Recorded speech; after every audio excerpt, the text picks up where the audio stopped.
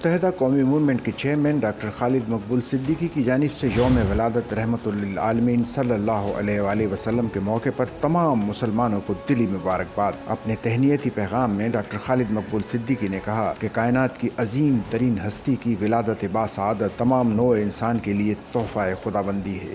حضرت صلی اللہ علیہ وآلہ وسلم کی آمد جہالت کا خاتمہ، بنیادی انسانی حقوق کی برابر تقسیم اور خدا واحد کے آگے سر تسلیم خم کرنے کے لیے تھی۔ محبوب خدا کا فرمان عالی شان، کسی عربی کو اجمی اور اجمی کو عربی پر سوائے تقویٰ کے کوئی فوقیت نہیں، ہمارے لیے مشعل راہ ہے۔ ڈاکٹر خالد مقبول صدیقی نے مزید کہا کہ بحیثیت مسلمان ہماری ذمہ داری ہے کہ اخلاق و کردار اور عمل صالح کے ذریعے ہستی عظیم کے امتی ہونے کو ثابت کریں اور حقوق العباد ادا کرنے کے نبوی طریقے کو اپنی زندگیوں کا مقصد بنائیں۔